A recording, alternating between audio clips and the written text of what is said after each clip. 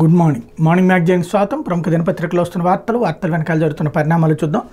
ఈనాడు చూస్తే లక్షల ఎకరాల అసైన్డ్ భూములు కొట్టేసే కుట్ర 20 ఏళ్ల తర్వాత అమ్ముకోవచ్చని చట్ట సవరణ చేసిన వైకాపా సర్కార్ ఎస్సీ ఎస్టీ బీసీలకు మంచి జరుగుతుందని ముసుగులో దోపిడీ సవరణ జీవో అడ్డం పెట్టుకుని బరితెగించిన వైకాపా ముఠాలు రాయలసీమలో పెద్ద ఎత్తున దోపిడీ ఉత్తరాంధ్రను ఊడి చేస్తున్నారు. కొత్త ప్రభుత్వం వచ్చాక సిట్ ఏర్పాటు చేసి విచారించాలి. ఇది ఒక విచిత్రమైనటువంటి వార్త.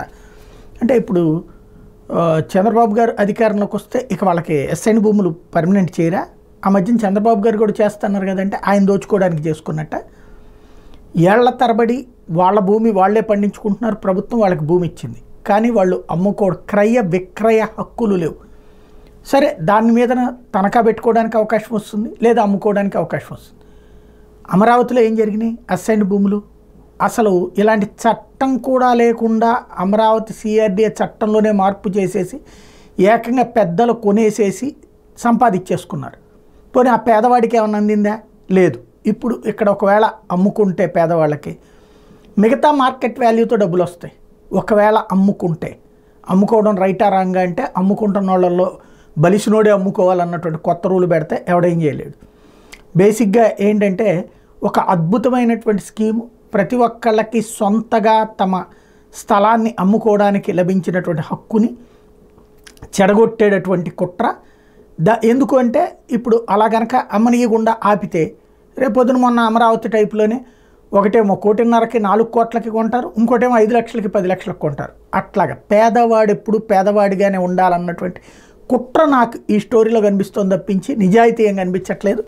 దీన్ని సరే జగన్ మీద ద్వేషాన్ని క్రియేట్ చేయడం ఒక ఎత్తు, కానీ పేదవాడిని దోచుకోవడానికి పెత్తందారులకి అవకాశం ఇచ్చేటటువంటి స్టోరీనే ఇందులో కనబడుతుంది. ఇకపోతే ఢిల్లీలో 52.3 డిగ్రీలు, ఉత్తరాదిలో భానుడు ప్రతాపం, వేసవి తీవ్రతతో ఢిల్లీ నగరం అట్టుడికిపోతుంది. దేశ రాజధాని పరిధిలోని ముంగేష్పూర్లో బుధవారం 52.3 డిగ్రీల ఉష్ణోగ్రత నమోదైంది. ఢిల్లీ చరిత్రలో ఇదే అత్యధికమైన వాతావరణ శాఖ వెల్లడించింది. అయితే దేశంలోనే ఇది అత్యధికమని కొందరు అధికారులు చెప్తున్న గమనార్హం. రాజస్థాన్ నుంచి వచ్చే వేడిగాలే ఢిల్లీలో ఈ స్థాయి ఉష్ణోగ్రతలకు కారణమని ఐఎండీ పేర్కొంది. ఉత్తరాదిలోని చాలా రాష్ట్రాలు ఈ హీట్ వేవ్ల ప్రభావం ఉంటుందని, ఇది జూన్లోనూ కొనసాగొచ్చని సంబంధిత అధికారులు గతంలోనే స్పష్టం చేశారు. ఒక్కపోతల నుంచి ఉపశమనం పొందేందుకు ఢిల్లీ ప్రజలు వివిధ మార్గాలు అన్వేషిస్తున్నది ఒక్కసారిగా విద్యుత్ డిమాండ్ పెరిగింది అన్నటువంటి వార్తని హైలైట్ చేశారు. ఇకపోతే కౌంటింగ్ రోజు హింసకు వైకాపా కుయుక్తి, పోస్టల్ బ్యాలెట్ కౌంటింగ్ మార్గదర్శకాలపై అసత్య ప్రచారాన్ని తిప్పుకోవటని, శనివారాలు తెలుగుదేశం పార్టీ కౌంటింగ్ ఏజెంట్లకు శిక్షణ, భద్రతపై ఈసీ డీజీపీకి లేఖలు రాయండి. టెలికాన్ఫరెన్స్లో పార్టీ నేతలకు చంద్రబాబు దిశానిర్దేశం. ఓటమి భయంతో తీవ్ర ఒత్తిడిలో ఉన్న వైకాపా మొక్కలు కౌంటింగ్ రోజున కూడా పెద్ద ఎత్తున హింసాత్మక ఘటనలకు పాల్పడే అవకాశం ఉన్నట్టు తనకు సమాచారం అందిందని తెలుగుదేశం పార్టీ అధినేత చంద్రబాబు తమ పార్టీ నేతలతో చెప్పారు. పోలింగ్ రోజు అనంతరం మాచర్ల, నరసరావుపేట, తిరుపతి, తాడిపత్రి సహా పలు నియోజకవర్గాలు చోటు చేసుకున్నటువంటి అల్లరి నేపథ్యంలో కౌంటింగ్ ముందు రోజు నుంచి అప్రమత్తంగా ఉండాలని వాళ్ళకి సూచించారు. ఇది సహజ సిద్ధమైనటువంటి వ్యూహం. బేసిక్గా ఆ రోజున పోలింగ్ రోజున కొట్టింది ఎవరు? తెలుగుదేశం వాళ్ళు. అంటే ఇవాళ తెలుగుదేశం వాళ్ళే కొట్టడానికి ప్రిపేర్డ్గా ఉన్నారని చెప్తున్నట్ట ఏంటనేది చూడాలి. కౌంటింగ్ రోజున అల్లర్లు చేయడానికి ఎవడో సిద్ధపడరు. కాకపోతే గెలిచినోళ్ళు అల్లరి చేస్తారేమో అన్నదే భయం నాకైతే మాత్రం. ఎందుకంటే గెలిస్తే వైసీపీ వాళ్ళు వెళ్ళి తెలుగుదేశం మీద దాడి చేయడం, తెలుగుదేశం వాళ్ళు గెలిస్తే కనుక వైసీపీ వాళ్ళ మీద దాడి చేయడానికి సిద్ధంగా ఉన్నారన్నటువంటి అంశమే కనబడుతుంది. అయితే ప్రతి 30 నిమిషాలకి ఒక రౌండ్ ఫలితం. తొలుత పోస్టల్ ఓట్ల లెక్కింపు, ఆ తర్వాతే ఈవీఎంలోని ఓట్ల కౌంటింగ్. ఉదయం 8 గంటలకు మొదలవున్న ప్రక్రియ. ఎన్నికల ఫలితాలు వెలువడే తీరు ఇది అంటూ సార్వత్రిక ఎన్నికల్లో ఓట్ల లెక్కింపు జూన్ 4న ఉదయం 8 గంటలకు ప్రారంభమవుతుంది. తొలుత సైనిక దళాల్లో పనిచేసే సర్వీస్ ఓటర్లకు సంబంధించి electronically transmitted postal ballot system ఈటీపీబీఎస్లో వచ్చిన ఓట్లు, తర్వాత పోస్టల్ బ్యాలెట్ పత్రాలను ఓట్లు లెక్కిస్తారు. లెక్కింపునికి అరగంట కంటే ఎక్కువ సమయం పడితే ఓవైపు వాటిని లెక్కిస్తూనే 8:30కి ఈవీఎంలో నమోదైన ఓట్ల లెక్కింపు మొదలు పెడతారు. సగటున ప్రతి 30 నిమిషాలకు ఒక రౌండ్ ఓట్ల లెక్కింపు పూర్తవుతుంది. ఉదయం 10-11 గంటలకు ఫలితాలపై కొంత స్పష్టత వస్తుంది. మధ్యాహ్నం 2-3 గంటలకు లెక్కింపు పూర్తయ్యే అవకాశం ఉంది. అయితే వీవీప్యాట్ల చీటీల లెక్కింపు పూర్తయ్యాక అధికారికంగా తుది ఫలితాలు విడుదలవుతాయన్నటువంటి వార్తను హైలైట్ చేశారు. ఇకపోతే జలాశయాలు ఖాళీ.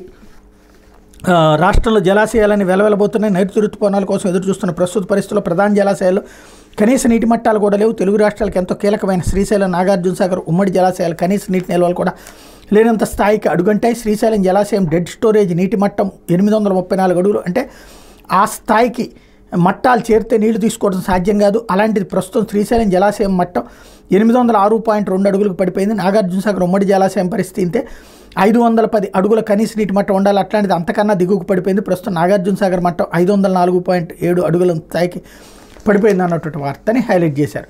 ఇకపోతే కలుషిత నీటికి మరొకరు బలి, 4కు చేరిన మరణాలు, 100 మందికి పైగా చికిత్సలు. విజయవాడలో భయం. విజయవాడ నగరంలో కలుషిత నీరు తాగి ఇడుపులపాటి కళ్యాణ్ ప్రాణాలు కోల్పోయారు. వాంతులు విరోచనాలతో ప్రభుత్వ ఆసుపత్రిలో చేరిన యువకుడు మంగళవారం రాత్రి మృతి చెందగా అతని మృతదేహాన్ని వెంటనే స్వగ్రామానికి పంపి అధికారులు చేతులు ఊపుకున్నారు. వారం వ్యవధిలోనే కలుషిత నీటిని తాగడం వల్ల మొత్తం 4 ప్రాణాలు కోల్పోయారని స్థానికులు ఆరోపిస్తున్నారు. వీళ్ళంతా ఒకే ప్రాంతానికి చెందిన వారు కావడం గమనార్హం అన్నటువంటి వార్తని హైలైట్ చేశారు. ఒక్క రాజకీయ నాయకుడికి పట్టలేదు, ఎన్నికలు అయిపోయినాయి కదా, ఎవరికీ పట్టలేదు. ఒక్క సిపిఎం బాబురావు గారు మాత్రం వెళ్ళి పరామర్శించినట్టున్నారు. ఇకపోతే 1962లో భారత్పై చైనా దాడి ఆరోపణ, పాకిస్తాన్ వద్ద అణుబాంబులు ఉన్నాయని ఆ దేశాన్ని గౌరవించాలని గతంలో తాను చేసిన వ్యాఖ్యలతో చెలరేగిన వివాదం సద్దుమణక్క ముందే కాంగ్రెస్ సీనియర్ నేత మణిశంకర్ అయ్యర్ తాజాగా మరో వివాదానికి తెరలేపారు. భారత్పై చైనా దాడి చేయలేదని, కేవలం ఆరోపణలు ఉన్నాయంటూ వివాదాస్పద వ్యాఖ్యలు చేశారు. ఢిల్లీలో మంగళవారం సాయంత్రం నెహ్రూస్ ఫస్ట్ రిక్రూట్స్ పుస్తకావిష్కరణ కార్యక్రమం జరిగింది. ఇందులో మణిశంకర్ అయ్యర్ పాల్గొన్నారు. ఈ సందర్భంగా ఆయన 1962 నాటి భారత్ చైనా యుద్ధం గురించి ప్రస్తావిస్తూ నాడు భారత్పై చైనా బలగాలు దాడి చేశాయన్న ఆరోపణలు ఉన్నాయి అన్నారు. ఇంకా ఆయన మాట్లాడుతూ మకాలే సంతకంతో కూడిన ఇండియన్ ఫారిన్ సర్వీస్ ఉన్నత కులాల సర్వీస్లో ఉండేదన్నారు. ప్రస్తుతం ఆ సర్వీస్ దేశ ప్రయోజనాలతో కూడి మరింత ప్రజాస్వామ్యతంగా రూపాంతరం చెందిందని పేర్కొన్నారు. అయితే వాస్తవంగా చైనా జరిపిన దాడిని అయ్యర్ ఆరోపణని పేర్కొనడంతో దుమారం రేగింది. దీంతో ఆయన మంగళవారం బాగా పొద్దుపోయిన తర్వాత తన వ్యాఖ్యలపై ఓ ప్రకటనలో క్షమాపణలు చెప్పారు. పొరపాటుగా తాను ఆరోపణ అనే పదాన్ని ఉపయోగించినట్టు తెలిపారు అన్నటువంటి వార్తని హైలైట్ చేశారు. లేకపోతే సడలింపుని సరిదిద్దండి, ఏదైతే ఇప్పుడు వైఎస్ఆర్ కాంగ్రెస్ పార్టీ డిమాండ్ చేస్తోంది. కేంద్ర ఎన్నికల సంఘం ప్రధాన కమిషనర్కు వైఎస్ఆర్సీపీ ఫిర్యాదు, పోస్టల్ బ్యాలెట్ నిబంధనల మినహాయింపులపై ఆక్షేపణ, ఈసీఐ నిబంధనలకు విరుద్ధంగా రాష్ట్ర ఎన్నికల ప్రధానాధికారి సడలింపులు, అటెస్టింగ్ అధికారుల స్పెసిమెన్ సంతకాల సేకరణ, ఈసీఐ నిబంధనలకు విరుద్ధం, ఇది పోస్టల్ బ్యాలెట్ ఓట్లను తిరస్కరించేందుకు దారితీస్తుందంటూ ఆందోళన, సడలింపు ఉత్తర్వులను తక్షణమే సమీక్షించి తగు నిర్ణయం తీసుకోవాలని వెళ్తాయి. పోస్టల్ బ్యాలెట్ ఓట్లపై కేంద్ర ఎన్నికల సంఘ నిబంధనలను ఏపీలో సడలిస్తూ రాష్ట్ర ఎన్నికల ప్రధానాధికారి ముఖేష్ కుమార్ మీనా ఈ నెల 25 జారీ చేసిన ఉత్తర్వులు వైఎస్ఆర్ కాంగ్రెస్ పార్టీ తీవ్రంగా ఆక్షేపించింది. అటెస్టింగ్ అధికారుల స్పెసిమెన్ సంతకాల సేకరణ గత ఏడాది జూలై 19న కేంద్ర ఎన్నికల సంఘం జారీ చేసిన నిబంధనలకు విరుద్ధమని గుర్తు చేసింది. ఇది పోస్టల్ బ్యాలెట్లో ఓట్ల లెక్కింపులో ఓట్ల తిరస్కరణకు కారణమవుతుందని, పైగా తీవ్ర వివాదాలకు సైతం దారితీస్తుందని ఆరోపించింది. అయితే ఓట్ల లెక్కింపులో ఏజెంట్లు అప్రమత్తంగా ఉండాలి, ఎన్నికల నియమ నిబంధనలు క్షుణ్ణంగా తెలుసుకోవాలి, ప్రత్యర్థి పార్టీల ఏజెంట్ల పట్ల అత్యంత అప్రమత్తతో ఉండాలి. వైఎస్ఆర్సీపీ రాష్ట్ర ప్రధాన కార్యదర్శి సజ్జల రామకృష్ణారెడ్డి మరొక ఈసీ సడలింపుపై హైకోర్టుకు వెళ్తాం, ఎన్నికల కమిషన్ వ్యవహారాలపై కోర్టులోనే తేల్చుకుంటాం, దేశమంతా ఒక రూల్, ఏపీలో కూటమి కోసం ప్రత్యేక రూల్, రాజ్యసభ సభ్యుడు వైవి సుబ్బారెడ్డి స్టేట్మెంట్ని ఇక్కడ హైలైట్ చేశారు. ఇకపోతే నేడు కేరళకు నైరుతి ఆగమనం, 2 రోజుల్లో రాయలసీమలో ప్రవేశించే అవకాశం, స్వల్పంగా పెరిగిన ఉష్ణోగ్రతలు, 1వ తేదీ నుంచి రాష్ట్రంలో మోస్తరు వర్షాలు, నైరుతి రుతుపవనాలు వేగంగా విస్తరిస్తున్నాయి. ఒక రోజు ముందుగా అంటే గురువారానికి అవి కేరళం దాకుతాయని భారత వాతావరణ శాఖ తెలిపింది. ఆ తర్వాత 2 రోజులు ఏపీలోకి ప్రవేశించేందుకు అనుకూల వాతావరణం ఏర్పడింది. ఈ నెల 31 లేదా వచ్చే నెల 1వ తేదీ కల్లా రుతుపవనాలు రాయలసీమలోకి ప్రవేశించే అవకాశం ఉన్నట్టు వాతావరణ శాఖ అధికారులు తెలిపారు. ఇప్పటికే నైరుతి రుతుపవనాలు దక్షిణ అరేబియా సముద్రంలోని ఎక్కువ ప్రాంతాలు, మాల్దీవులు, కొమరిన్ ప్రాంతంలో విస్తరించాయన్నటువంటి వార్తని హైలైట్ చేశారు. అయితే మధ్యాహ్నం 2 గంటలకే 111 అసెంబ్లీ నియోజకవర్గాల ఫలితాల వెల్లడి, 111 నియోజకవర్గాల్లో 20 లోపు రౌండ్లు, 61 నియోజకవర్గాల్లో 21 నుంచి 24 రౌండ్లు, 3 నియోజకవర్గాల్లో 25 రౌండ్లకు మించి ఓట్ల లెక్కింపు, రాత్రి 9 గంటల్లోగా అన్ని నియోజకవర్గాల ఫలితాల ప్రకటన. సీనియర్ డిప్యూటీ ఎన్నికల కమిషనర్ నితీష్ వ్యాస్కి ఏపీ సీఈఓ మీనా వెల్లడి, జాప్యం లేకుండా లెక్కింపు జరగాలి, ఫలితాలు ఖచ్చితంగా ఉండాలి, ఓట్ల లెక్కింపై అభ్యర్థులు ఏజెంట్లకు అవగాహన కల్పించండి, గుర్తింపు కార్డులో ఉన్నవారిని లెక్కింపు కేంద్రాలకు అనుమతించాలి, రాష్ట్ర అధికారులకు నితీష్ వ్యాస్ ఆదేశం అన్నటువంటి వార్తను హైలైట్ చేశారు. సరిగ్గా 5 ఏళ్ల క్రితం ప్రజాపరిపాలనకు శ్రీకారం, 2019లో 151 శాసనసభ, 22 లోక్సభ స్థానాలు వైఎస్ఆర్సీపీ విజయం. అదే ఏడాది మే 30న జగన్ అనే నేను అంటూ సీఎంగా వైఎస్ జగన్ ప్రమాణ స్వీకారం. అంటే ఇవాళకి ఏడాది 5 ఏళ్ళు అయినట్టు, అంటే 60 నెలలు పూర్తిగా పరిపాలించినటువంటి రికార్డు జగన్ సొంతం చేసుకున్నారు. ఓ నెల అటు ఇటు అవుతూ ఉండేటువంటి పరిస్థితి ఉంటుంది. ఈ దఫా 60 నెలల్లో పూర్తిగా ఆయనకి ఎందుకు అవకాశం వచ్చిందంటే ఎలక్షన్ పోలింగ్ టైం లేట్ కావడం మూలంగా. రాష్ట్ర చరిత్రలో సువర్ణాక్షరాలతో లిఖించాలి 5 ఏళ్లుగా ఆయన సుపరిపాలన. ఈ పాలన కొనసాగాలని కోరుకుంటూ ఎన్నికల్లో వైఎస్ఆర్సీపీకి దన్నుగా నిలిచిన జనం గత ఎన్నికల కంటే ఎన్నికల్లో అధిక స్థానాలతో వైఎస్ఆర్సీపీ చారిత్రక విజయం కావాలనుకుంటున్న రాజకీయ పరిశీలకులు అన్నటువంటి వార్తను హైలైట్ చేశారు. లేకపోతే రుద్ర క్షిపణి పరీక్ష విజయవంతం, ఆకాశంలో నుంచి భూమిపైన ఉన్న లక్ష్యాలపై ప్రయోగించే రుద్ర M2 మిస్సైల్ని భారత బుధవారం విజయవంతంగా పరీక్షించింది. ఒడిశా తీరం నుండి Su-30 ఫైటర్ జెట్ ద్వారా ప్రయోగించిన రుద్ర నిర్దేశించిన అన్ని లక్ష్యాలను అందుకుందని రక్షణ మంత్రిత్వ శాఖ వెల్లడించింది. రుద్ర M2 మిస్సైల్ను పూర్తి స్వదేశీ పరిజ్ఞానంతో రూపొందించారన్నటువంటి వార్తని హైలైట్ చేశారు.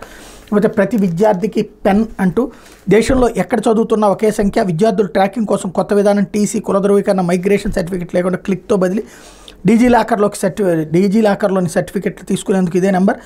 2022-23లో ప్రారంభించిన ఆంధ్రప్రదేశ్ పాఠశాల విద్యాశాఖ ఏడాది నుంచి దేశవ్యాప్తంగా తప్పనిసరి చేసిన కేంద్ర ప్రభుత్వం యుడైస్లో విద్యార్థి వివరాలు నమోదు చేస్తే ప్రత్యేక నెంబర్ అన్నటువంటి వార్తని హైలైట్ చేశారు. అయితే కోనసీమ పనసకు గిరాకీ, అంబాజీపేట మార్కెట్కి రోజుకు 500కు పైగా కాయలు వస్తున్నాయి అన్నటువంటి వార్తని హైలైట్ చేశారు.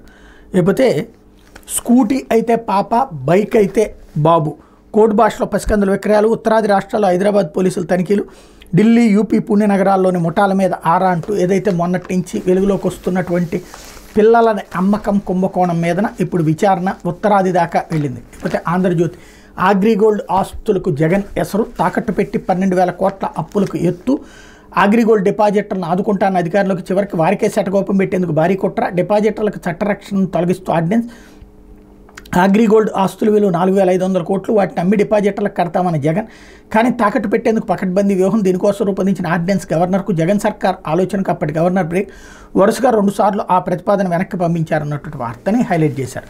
ఇకపోతే భూ బకాసురులు అంటూ 65,000 ఎకరాలు పెద్దలపరం, ఆ భూముల విలువ 13,000 కోట్ల పైన 20 ఏళ్ల కంటే ముందే అసైన్ చేసిన ఇద్దరు కూడబలుక్కుని రాశారు. అంటే టోటల్గా ఈ అసైన్డ్ భూముల్ని చట్టబద్ధంగా వాళ్ళకి ఇచ్చే చట్టాన్ని ఆపించేయాలన్న కుట్ర పన్నుతున్నారు అన్నటువంటిది అర్థమవుతుంది. తద్వారా అది రేపు తెలుగుదేశం పవర్లోకి వస్తే ఆయనకి ఆ క్రెడిట్ ఇవ్వాలి అని అన్నా అయి ఉండాలి, లేదంటే కనుక వీటిని ఎలాగైనా నిరోధించడానికైనా జరుగుతూ ఉండాలి. ఇకపోతే కరెంటు ఛార్జీల బాదుడే అంటూ ఇంధన సర్దుబాటును ఆమోదించండి, రాష్ట్రంలో ఎన్నికలయ్యే వరకు ఆగి ఇప్పుడు ఈఆర్సీకి డిస్కంల లేక 2023-24కి సర్దుపోటు, 10,053 కోట్లు, ఇప్పటికే 2,868 కోట్లు వసూలు, నికరంగా 7,084 కోట్ల బాధలు, షాక్పై ముందే చెప్పిన ఆంధ్రజ్యోతి అంటూ పోలింగ్ ముగిసిపోయింది, ఓటర్లతోనూ ప్రజలతోనూ పనే ఉందని అనుకున్నారేమో, విద్యుత్ ఛార్జీల భారం భారీగా మోపేందుకు సిద్ధమయ్యారు. 2023-24 సంవత్సరానికి గాను విద్యుత్ వినియోగదారు నుంచి 10,053 కోట్ల సర్దుబాటు ఛార్జీలను వసూలు చేసుకునేందుకు అనుమతినివ్వాలని ఆంధ్రప్రదేశ్ విద్యుత్ నియంత్రణ మండలి విద్యుత్ పంపిణీ సంస్థలు అభ్యర్థించినాయి అన్నటువంటి వార్తని హైలైట్ చేశారు.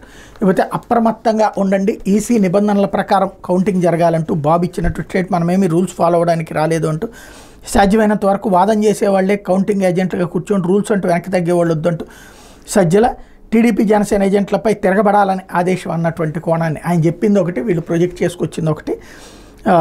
ఇకపోతే ఆర్టీసీకి అడుగడుగున బ్రేకులే, డొక్కు బస్సులతో కదలని ప్రగతి రథ చక్రాలు, 2019లో 3,600 కొత్త బస్సులు కొనాలన్న సీఎం జగన్, 5 ఏళ్లలో 10వ వంతు కొనుగోలు చేయని ఏపీఎస్ఆర్టీసీ, 1,500 కొత్త బస్సులు వస్తాయంటూ ఏడాదిగా చెప్తున్నాయండి, పలువేలకు 25 లక్షలు, జగన్కి 28 కోట్లతో బస్సులు, ప్రజలపై 2,000 కోట్ల భారం, ఖజానాకు ప్రతి నెల 125 కోట్లు, ప్రయాణికులపై ఏటా ఛార్జీల భారం 5 ఏళ్లలో 3 సార్లు పెంపు అన్నటువంటి వార్తని హైలైట్ చేశారు.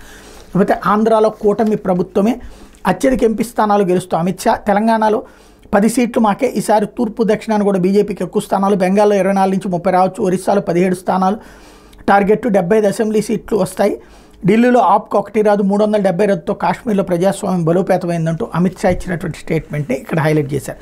ఇకపోతే కాంగ్రెస్తో బంధం శాశ్వతం కాదు, బీజేపీ ఓటమే మా ప్రస్తుత లక్ష్యం, లోక్సభ ఎన్నికల్లో ఇండియా కూటమిదే గెలుపు, కమలం గెలిస్తే ప్రతిపక్ష పార్టీల అగ్రనేతలంతా జైలుకే, బెయిల్ కోసం బీజేపీలో చేరాలని సందేశాలు వస్తున్నాయి, ముఖ్యమంత్రి పదవికి రాజీనామా చేయను, రెండును తిరిగి జైలుకు వెళ్లేందుకు సిద్ధం అంటూ కేజ్రీవాల్ స్టేట్మెంట్ ఇక్కడ హైలైట్ చేశారు. లేకపోతే నవీన్ ఆరోగ్యం ప్రకటన వెనుక కుట్ర, ఒరిస్సాలో అధికారం ఇస్తే విచారణకు ప్రత్యేక కమిటీ, ప్రధాని మోడీ సంచలన వ్యాఖ్య, బీజేపీ కళ్ళు నా చేతుల మీద పడ్డాయి, ఒడిశా సీఎం నవీన్ పట్నాయక్ స్టేట్మెంట్ను కూడా ఇక్కడ హైలైట్ చేశారు. లేకపోతే మారేడుమిల్లిలో షెకావత్ 2.0 అంటూ ఆగని అటవీ అధికారి ఆగడాలు, లాగే కొద్దీ కదులుతున్న అక్రమాల డొంక, టేకు ప్లాంటేషన్లో 100 చెట్లు గల్లంతూ మొత్తం 1000 వరకు నరికేసినట్టు అంచనా, 3 అధికారుల సస్పెన్షన్ అన్నటువంటి వార్తని హైలైట్ చేశారు. లేకపోతే ఎగ్జిట్ పోల్స్లోనైనా గెలవాలి, పెయిడ్ ఏజెన్సీలతో వైసీపీ నేతల సంప్రదింపులు, సర్వేలు అనుకూలంగా ఉండే ప్లాన్, జూన్ 1 దేశంలో ఆఖరి విడత పోలింగ్ జరిగే రోజు, ఆ రోజు పోలింగ్ ముగిసిన తర్వాత ఎగ్జిట్ పోల్స్ను బహిరంగపరచడానికి సర్వే సంస్థలకు ఎన్నికల కమిషన్ అనుమతి ఇచ్చింది. ఆ ఎగ్జిట్ పోల్స్పై రాజకీయ పార్టీల ఉత్కంఠ నెలకొంది. ఆంధ్రప్రదేశ్లో అధికార పార్టీ నేతలు వీటిపై ఇప్పటి నుంచే ముందస్తు జాగ్రత్తలు ప్రారంభించారు. ఆ రోజు ఎగ్జిట్ పోల్స్ ఫలితాలు తమకు వ్యతిరేకంగా వెలువడతాయనే అనుమానం వారిలో ఉంది. ఇవి ఏకపక్షంగా తమకు వ్యతిరేకంగా వస్తే పార్టీ శ్రేణులు డేలా పడి జారిపోతారని, ఓట్ల లెక్కింపు రోజున కూడా నామమాత్రంగా పాల్గొనే ప్రమాదం ఉందని భావిస్తున్నారు. ఏదైనా సమస్య వచ్చినప్పుడు అధికారులు కూడా తమకు సహకరించరేమోనన్న భయం కూడా ఉంది. దీంతో ఎగ్జిట్ పోల్స్లో కొన్ని తమకు అనుకూలంగా ఫలితాలు ఇచ్చేలా చూసుకోవడానికి ఇప్పటి నుంచే ప్రయత్నాలు మొదలుపెట్టారని రాజకీయ వర్గాల ప్రచారం జరుగుతుంది. సాధారణంగా 7-8 సర్వే సంస్థలు ఆ రోజు ఎగ్జిట్ పోల్స్ ఇస్తుంటే ఈ జాబితాలో తమకు అనుకూలంగా చెప్పేవారు 2-3 ఉంటే ఇబ్బంది ఉండదని అధికార పార్టీ నేతలు భావిస్తున్నారు. దీంతో ఢిల్లీ కేంద్రంగా పనిచేస్తున్న కొన్ని చిన్న సర్వే సంస్థలతో సంప్రదింపులు జరుపుతున్నారని వినవస్తోంది. జాతీయ స్థాయిలో ఎలాంటి ఫలితాలు ఇచ్చినా ఇబ్బంది లేదని, ఏపీ వరకు మాత్రం వైసీపీ గెలవబోతుందని చెప్తే చాలని వారితో బేరాలు జరుపుతున్నారని అంటున్నారు.